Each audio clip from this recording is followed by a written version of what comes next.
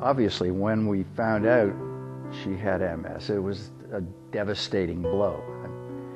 And the question became one of what does the future hold? And as the years passed on and the MS exacerbations or incidents when MS kicked in physically and she was somewhat disabled either with sight or mobility, we began to use, on occasion, wheelchairs, crutches, canes, and it was a problem. Then when we started to recognize through Fran what assistance dogs were all about, we started to think about, well, maybe we'll get an assistance dog at some point. We had a puppy, and we talked about having positive puppies find us a second puppy and train it. And as our dog became a little older, we then said to Fran, can we train Choco? Or can Choco be trained to be an assistance dog? And so I asked Fran if that was possible, and she said, well, okay, you got to check him out though, because we have to make sure that his body is sturdy enough to support you, that he doesn't have any defects, hip dysplasia, or anything like that. So off we went to have him x-rayed and tested and all kinds of stuff, and he passed. And so then Fran and I started really serious training, which is very different than the puppy training for standard obedience. It takes more time. It's a much slower, gradual training because the dog has to perform to a much higher standard. He has to be there for me at all times if he's working. He gets time to play, but when he's working, that's it. He has to behave himself.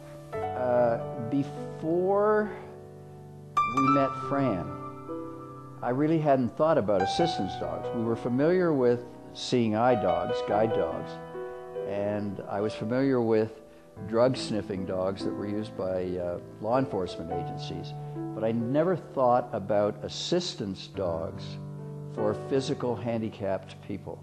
It just wasn't on my radar screen. Not only do you have a pet, but you have somebody to help you with your everyday life. So I think it's a great program, and it's just great to have an assistance dog. This dog is working on changing my life, and I'm working with him on changing my life. If I'm going downstairs, for example, I may be hanging onto a railing, but I'm also hanging onto his harness, and he's supporting me at every step of the way going downstairs. He can also pull me upstairs. I hang onto his harness and I say, let's go forward, and he will give me the strength to lift myself to go from stair to stair. When I drop things, he will pick them up and bring them to me. I can lean against him. If I'm falling over, I can also pull against him, and he will support me and keep me from falling. When we get to a curb, he will touch his nose down to the curb to let me know there's a curb there, because my spatial orientation is somewhat off.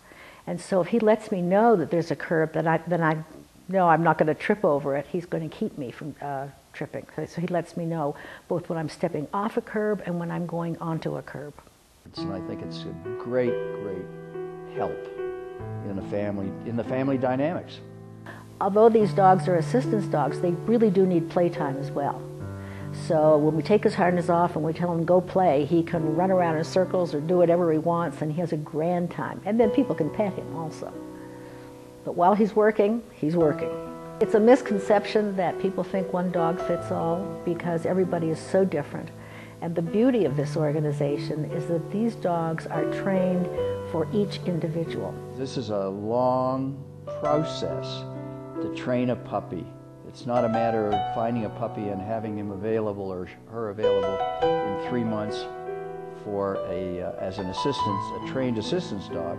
It takes a year to 2 years, I think. I may be wrong, it may be longer, to fully train a puppy to be an assistance dog? This group is important to me because of their dedication, because of their persistence is the wrong word, but the attention to detail with what these dogs have to do and how they are trained for each individual. The training for me is more of a mobility and stability training, whereas if I had eye problems, if I was seeing problems, the training would be very different. The dog would have to guide me in much different ways. Over my career, I was involved in negotiating and making deals all the time. And obviously, since I'm sitting here semi-retired in these surroundings, I was fairly successful in deal making. Well, I believe that the investing in the positive puppy program is a good deal. And the reason it's a good deal for people like us to be able to have not only a companion, but the physical support that this dog gives is phenomenal. And for individuals living by themselves to be able to have the physical assistance that a dog is going to give them, and then the companionship, the family that the dog provides as a single person is just to me a remarkably great experience for people. And I think it demands that we contribute to these programs so that people who are less fortunate than we are can have dogs made available to them, so that as they grow older, or even those who are younger but living by themselves, they become self-sufficient because they have the dog. The dog makes them self-sufficient, and that's so important to people. I think it's a great project, a great project.